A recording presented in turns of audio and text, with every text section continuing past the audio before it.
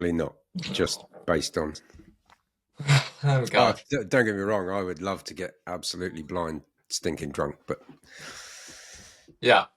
So you told me we're doing this Christmas pod. We're gonna make it really Christmassy. I've robbed the fucking Christmas tree out of the living room. I've put on a Christmas jumper, and you've made a piss poor fucking effort turning up with some elf on your head. how the fuck can you think this is a piss poor effort? Would it make you happier if we pause the pod and I go and get a jumper on? And the rest of the get up, like full Santa beard, I haven't big got a Santa stuffed beard. belly. Okay, right. Pause pod. I'm going to get a Christmas jumper on.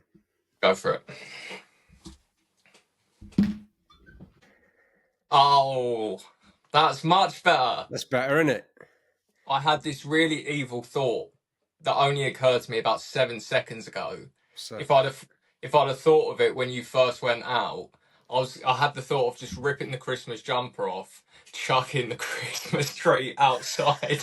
So when you came back, I'm just like, dude, what the fuck are you doing? dude, I would have loved it. Look at this. Now I look like a real prick. Yeah, Even more so than normal. even more so than normal. And it's really hard to top that level of prickness.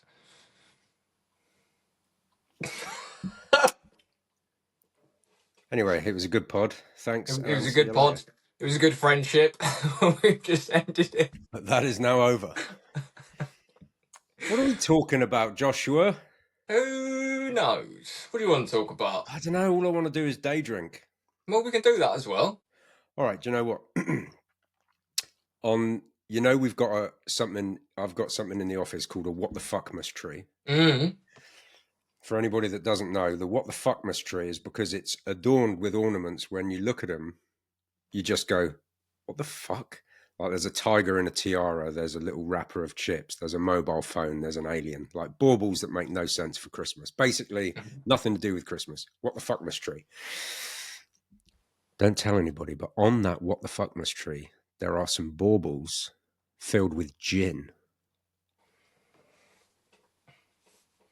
Shall I get one? Go for it. Wait, can we get taken off air for like... We're not on air. We're not Ant and Dec. We're two pricks with a YouTube channel. Ant and Dick. Ant and Dick.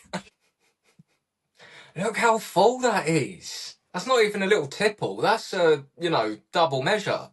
That cost you 15 quid in London just for that, without the Coke. No, it's all right. What? No, I got the devil in me. I know you have, but that's every week. He's hanging out the back of you. We're definitely getting taken off. Go on, treat yourself. Oh, just in one.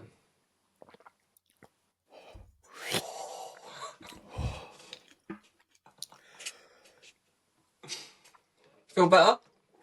No. No. No. No? What do you feel? Probably will do in 5 minutes, but right Yeah. now...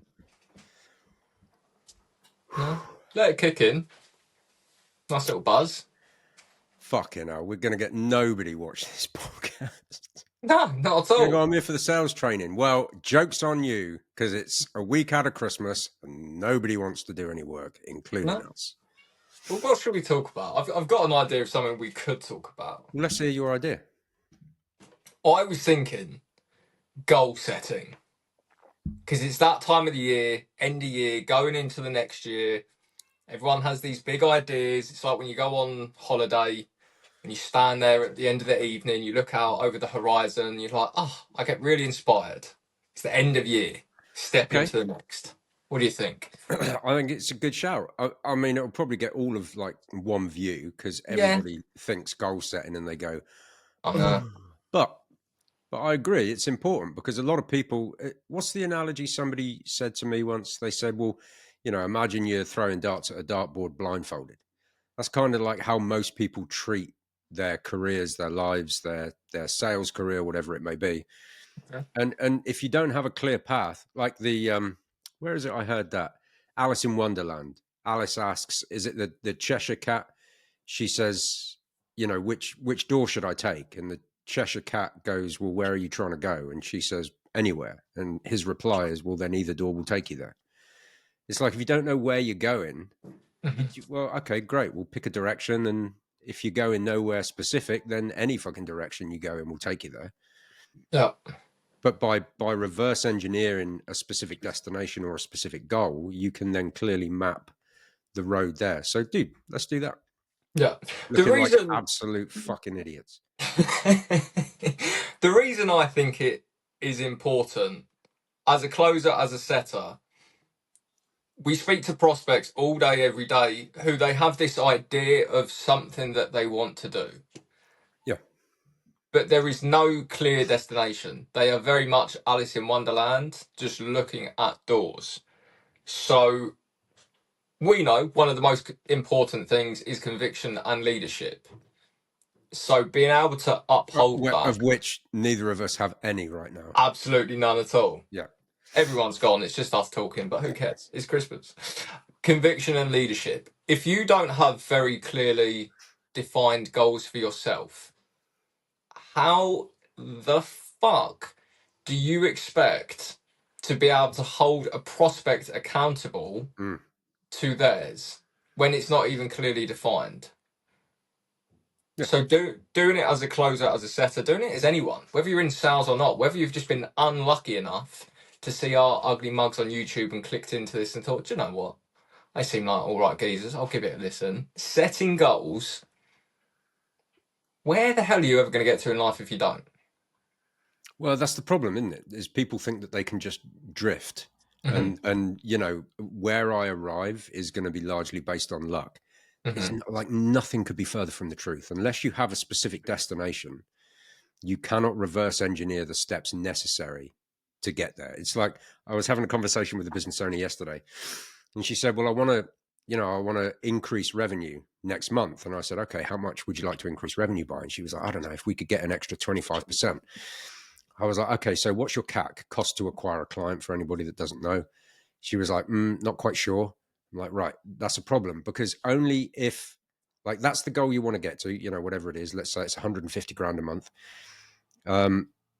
If you don't know what your cost to acquire a client is, then you can't reverse engineer the numbers. So if you keep the numbers simple, let's say cost to acquire a client is $1,000, £1,000, whatever. And last month you did 100 grand and you needed, you know, whatever, depending on the price of the program, you needed 20 closes in order to get there. Well, if you want to do 150 grand, that's 50% extra. That means you're going to need 30 closes to get there. If your cost to acquire a client is $1,000, then you know that you need to spend X amount of money on ads, providing close rate holds fast to achieve that goal. So if you don't have that number in mind, well, how much do you want to do next month? Well, I don't know. Okay, great. Then spend what you want, do what you want. Close rate can be whatever it is, and you'll get there if you don't know. But if you know, you can start to reverse engineer the numbers in order to get there. And it's the same for closers, setters. You've got to have a monetary goal in mind, and not just monetary, but, you know, things you want to do with that money, destinations, places you want to go, things you want to buy, people you want to help. And then you can start reverse engineering your numbers. How many dials do I need to make? How many people do I need to pick up? How many meaningful conversations do I need to have? What does my close rate need to be? Then you can start to map a path to get there. Yeah. That is kicking in, by the way. Yeah, kicking in. Feeling good? No. No? No, it's kicking in, but I'm definitely not feeling good. All right, have another one. See if you feel better after that. Mate, the rest of the podcast will be like this. It'd be better than the normal shit we talk about. Maybe people will be happy. That is true. Dude, looking at you like that is such a fucking juxtaposition for me. I know. Because the jumper is so fitting. You are the fucking Grinch. Yeah. And this merriment is just throwing me for a loop. Yeah. Well, I mean, we're both tight asses. I was fully planning on getting the realistic, like, latex. You see all the clips on TikTok of the Grinch going around doing all the shit at Disney. Scaring all the kids. Scaring the kids. Love that. I was so tempted to get it. And I was like, do I really want to spend 150 quid for an hour for something that 3 people might watch? And in the back of my head was like, absolutely. Yes, I do, because I'm an absolute degenerate, yeah. But then the tight ass in me went, nah, fuck it. Maybe next year. Next year. when we've got 4 people watching. When we've got 4 people. We're setting really big goals for ourselves. We're talking about goal setting for other people in 12 months. Increase our viewership by 0.01%. Oh, great goal. Dude, nice. Yeah, big goals. But bringing it back, as always, I interviewed a closer the other day, and I said to him, what are your goals? And he was like, well, I want to get to like 25, 30k a month. And I said, okay, cool. Why? And he just sort of stared blankly at me, and I was like, what does 25 to 30k a month feed into? And he's like, well, it's just sort of the standard, isn't it? You see people online, that's, pretty good sort of even middle of the road. And I was like, okay, cool. What do you earn right now? And he's like, well, on average, like 5 to 8k. I was like, cool. But like, talk to me about life. Where are you at on 5 to 8? He's like, I'm in a really good place. I'm pretty humble. I live pretty comfortably. I was like, okay. So why do you need an extra 15 to 20k on top of that? He was like, well, it would just be nice. It would sound good. I was like, well, yeah, but going to the beach tomorrow sounds good. Yeah. What the fuck, like, on a hard day, when an ad account gets shut down, when you go on a bit of a dry run, what keeps you showing up every single day, pushing to that 25 to 30k a month, if it doesn't feed into anything? Yeah. He was like, well, I never really thought about it like that. I just want to sort of prove myself as a closer.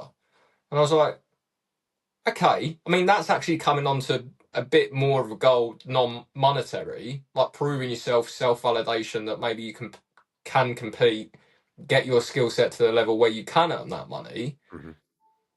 But for me, like when I first started, I literally reverse engineered everything. I was like, okay, where do I want to live in the world? What sort of house do I want? What sort of car do I want to drive? What sort of lifestyle do I want to live? What freedom do I want? And just assigned a number to it. And then it means something because it's something you're chasing and there is a payoff at the end. If you just get to 25 to 30k a month just to stick it in the bank and go, yeah, I'm a good closer, you're not going to show up. You're not going to push yourself. When the sales manager is giving you shit because you've been on a bit of a dry run or you have improvements, you're just going to be like, dude, I'm going to bounce. I'm going to go and cruise at 5 to 8 on another offer. Yeah. There's got to be more. You've got to push yourself. And like I said, whether you're in sales or not, I think we see it all the time, right? Especially from prospects. People just wander through life and they have these ideas of things that, again, they say they want to achieve, but there is no meaning attached to it. Yeah. It's somebody else's borrowed dream from Instagram, TikTok, Facebook, YouTube. And they go, yeah, that looks nice. And you're like, okay, cool. Yeah. If you were to achieve that, what would life look like? Yeah, it'd be nice. Dude, who the fuck does anything because it would be nice? It's not good enough. It's for the same reason that if ever I'm teaching a business owner about offer creation and stuff like that, it's like specificity is so important. And specificity when you're talking about goals is really important as well. Do you know what I mean? It's like, oh yeah, because 20 grand would be nice. Dude, if you don't know what you want to do with it, if you don't know who you want to help, if you don't know what you want to buy, if you don't know what position in life you want that 20 grand to put you in, then it's meaningless. And if it's meaningless, you won't chase it. And if you don't chase it, guess what? You're not going to fucking get there. You know, because I know there's a lot of people that shit on, manifestation, and that's got a bad rap. I wouldn't call it manifestation, although you could probably quantify it as that. But it's more visualization, right? And you ever seen the Olympic bobsleigh teams in the hotel room before they do their race? They're all sat in their positions and they've got their eyes closed and they're all doing this is because they're visualizing the corners. And the reason that they do that is because they know that visualization starts to trick the brain into believing that that's already happened. It's already done, because your brain doesn't know the difference between what's real and what's not real, which is why you will cry if you're a pussy like me. You'll cry. Remind me to come back to that word, pussy. I learned something. I was this years old when I learned what the word pussy means. It's fucking going downhill since I had that awful, I tell you. Should we think of another podcast topic and start again? Probably. Yeah, probably. But your brain doesn't know the difference between what's real and what's not, which is why you will, get upset or or maybe cry if you're a big girl like me at a sad film. It's like in reality, you're like, you know that you are just watching something on the telly. You know it's not real. You know he didn't actually shoot Old Yeller. Like nobody actually shot the dog. You know that that didn't really happen, but still it's upsetting. And that's because your brain struggles to differentiate between what's real and what's not. And that's the reason that, you know, and not just the bobsleigh team, you ever see the high jumpers before they do it, you see them, they're stood on the back line or the track, and they're doing this, and they're bringing that, and they're going, and you go, what the fuck is that guy doing? He's visualizing his takeoff, he's visualizing his jump, because you're able to trick your brain into believing that you've done something even if you haven't. So manifestation, visualization, whatever you want to call it, is really fucking important. And unless you've got that ability to kind of visually map where you want to be, what you want to be doing, who you want to be doing it with, but nobody takes the time to do it. Nobody takes the fucking time to do it. Yeah. And you'd be able to achieve those goals so much easier, so much faster if you did just take maybe an hour to really think where it is you want to be, and lock that in as an image, and write it down every morning, write it down every night. It starts to trick the brain into believing that it's already happened, that it's a foregone conclusion. Conor McGregor, have you ever seen him before he knocks out, was it Jose Aldo? Oh yeah, practicing was it the right hand or the left hand or something? Literally manifesting, visualizing. Obviously, you know, he'd studied, there's preparation, all that stuff that goes into it. But it's scary. And it comes down, you know, it's setting goals, it's being prepared. He literally visualized the exact way he was going to knock him out. Right up until he was, you know, 15 minutes out from the actual fight in the dressing room, just practicing that shot over and over and over. Yeah. I think it's Jordan Peterson. He says something like, you're 46% more likely to achieve a goal if you actually write it down. Yeah. Something like my that. mentor always tells me to write it down in the morning, write it down at lunchtime, write it down in the evening. And for years, I thought that was bullshit. I'm like, what a load of bollocks. But once you understand psychology and how your brain works, and you know that your brain cannot tell the difference between what's real and what's not, just the habit of writing it down and reminding yourself over and over and over and over again makes your brain go, oh, well, yeah, that's a done deal.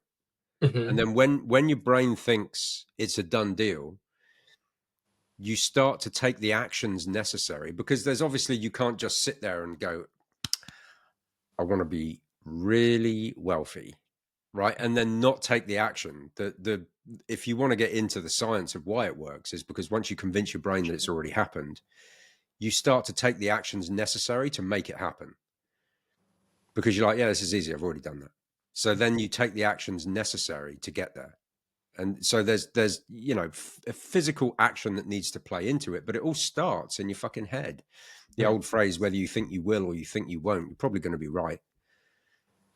And that's exactly the same thing. You've got to think about what it is that you want. You've got to write it down. You've got to spend the time focusing on it, which nobody fucking does, which is why nobody gets to their goal. Not nobody, but the people that, you know, the people that take this shit seriously are 10 times more likely to achieve what they want than the people that go, "Ow, what a load of bollocks."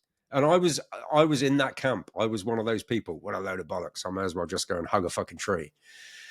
You know? It's the real deal. Now I'm older and wiser. I know that it's true. I think, probably fair to say, I'm going to save about a lot of people. That's a very scientific. I'm going to save about a lot of people, maybe 10 to 15 grand on sales training by sharing this insider knowledge. Most sales training is pretty much the same. Do you know what the biggest part they're all going to focus on is? Making you become the person you need to be so that the words fucking land. Yeah. So you think, I'm going to go in, I'm going to spend 10 to 15 grand, I'm going to learn all this high level advanced shit. Yeah, absolutely you will. Most sales training programs focus on self-mastery, goal setting, showing up, getting a good diet, a good night's sleep, being the person you need to be. And it was quite funny. I saw TikTok on this morning. I can't remember who it was, but they were saying so many people steal lines from what they see on TikTok and Instagram, and it doesn't work. The reason it doesn't work, there's a few different levels, is the person saying it in the first place has the conviction, has lived the experience, can use the reframe because it means something to them, and they are actually a fucking leader behind it. Yeah. They've invested, they've done hard shit, so they can back it up. So even if a prospect pushes back on it, they can stand firm. Yeah. But then you have a new closer who tries it, the reframe doesn't land because the non-verbal communication is off, and they shit the bed. Yeah. Goal setting, going to bed on time, having a good diet, salt, water, electrolytes, all that sort of stuff. It sounds so boring. If you were to look at it at face value, we both did in the past. You thought that's such a load of bollocks. Yeah. I'm just going to work my ass off. I'm going to get the skills, and law of compounding returns. It will show up. It will happen. Bullshit. The last business mentor I hired, the first module in his program is all about mindset and goal setting and stuff like that. And when I first got in, I was like, oh, fuck. Yeah. Let's just skip this module. Only in his program, you're not allowed to. You cannot progress to the next module until you have, and there's like a little test at the end. So you can't even skip through. You've actually got to go through the modules, and you've got to pass the test before the next module opens up. And you know what? I had a conversation with him the other day, and I said, I'm so grateful that you designed it that way, because I am the person that would have skipped that module. And I'm so glad I didn't. So shout out to Tom. But here's the thing. For someone like Tom, I would sit there and watch that module. The reason, I'm exactly the same. Most of the communities I go in, programs I go into, I don't think they have the lived experience to have the conviction in talking about mindset. Yeah. So you sort of read it and the words sound right, but you're just like, dude, fucking spare me. Yeah. I've heard this so many times. You haven't made any hard sacrifices in your life. You don't have the lived experience for you to really convey the conviction in what you're saying. Mm-hmm. You've just gone to YouTube, you've gone to ChatGPT and go, do me a mindset module. This is important for the people listening. You're just like, fucking spare me. Yeah. Yeah. ChatGPT will not give you any good advice on mindset. But somebody that's had to grow through it and endure the trials and tribulations of it, that person will almost certainly say, yeah, dude, here's the reason you need to do it. And if you don't want to do it, you're a fucking idiot. How do we rescue this? It's like a sales call. We had someone in the group ask us the other day, if I get to the end of the call and I've realised I've done X, Y, and Z wrong, how do I rescue it? No, and I was like, you don't. You fucked it. You've just got you've to already push fucked through. it. Yeah, we're no 31 minutes in. There is no bringing this episode back other than either of us just sitting and watching our own stuff because it makes us happy. And I think that's the way you should make content. Fuck what all the gurus say, making it for your ideal client avatar, understanding their pain points, the language they use. We're doing the complete inverse. They're all wrong. Using this. We just use this as a therapeutic hour in our week to amuse ourselves. Yeah. This is a therapy session for me. Mm-hmm. Talk to us about your goals, Jeff. My goals. Okay, fine. Maybe we could. If there was some absolute psycho gangster out there, 31 minutes, who's still listening, in your earlier days, before you had the accolades. So my goals were always, I was in that classic situation where I hated my job. Used to work for Mercedes-Benz. Hated my job. Hated my boss. Absolute douchebag, if he's listening, which he's not, but whatever. And I was miserable, dude. I was burning out, working 12 hours a day for very little return. Even if you hit target, you're told that you're a piece of shit. It was just terrible, awful, toxic, horrendous working environment. So my goal was just freedom. My goal was like, if I can make way better than average money, if I don't have to answer to a prick like him, if I can work on my terms, control my own calendar, and have some level of success. I don't need a Lambo on the drive. It would be nice to be debt free. Those were my goals. And dude, I hit those goals pretty quick, like inside of 6 months. You know, paid off the mortgage on the house, bought a really nice car, paid down all the debt, got out of the 9 to 5, started working for myself and controlling my own calendar. Beyond that, I think, so now obviously your goals shift and your goals change. And it's good. This is going to sound pretty wank, but my goal moving forward is like more of the same, you know? And everybody is always like, well, surely you want to massively increase revenue and you want to hit that $1 million a month mark, don't you? No, I definitely don't. You know how many business owners I speak to that are close to or at $1 million a month and hate their lives? Because most people, you know, start a business, start a coaching business because they want some form of time, money, and location freedom. And they build this huge business to $1 million a month, and all of a sudden they're in team meetings all day long, and then there's executive meetings, and I want to do this, and you've got to do that, and you've got to be training these people, and I'm hiring, I'm firing, and that. You sit down with them and you actually say, why did you start your business in the first place? They're just like, dude, I just wanted some time, money, and location freedom. I didn't want all this fucking shit. I didn't want all this stress. So for me, it's continuing to live a really good life where I make way better than average income.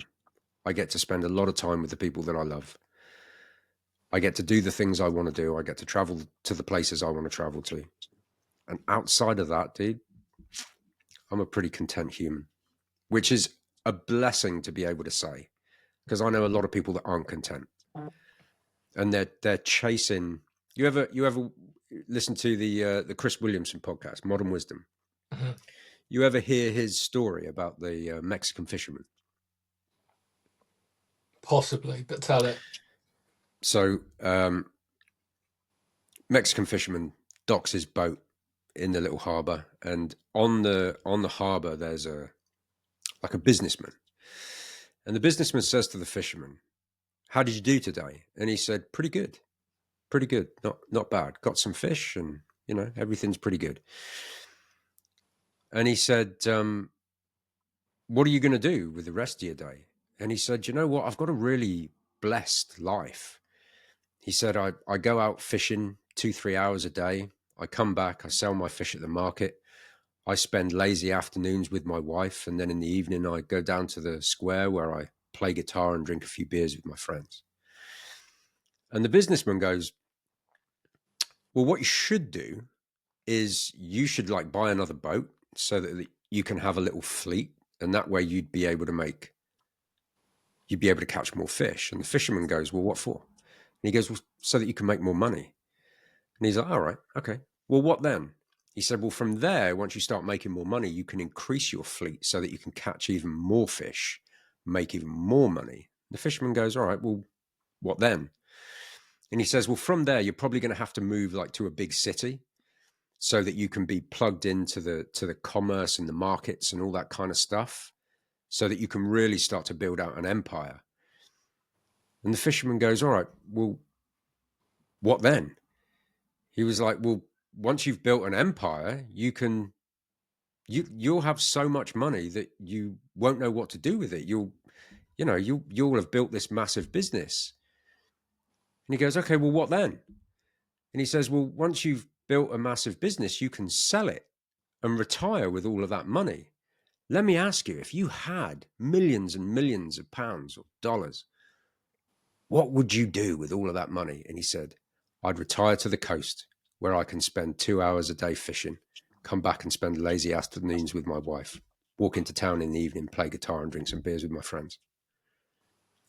Dude, when I heard that story, I was like, fuck. There's so many people that are closer to the goals that they want. Do you know what blue tack drop? They're closer to the goals that they want. And sometimes you think you want all of this stuff.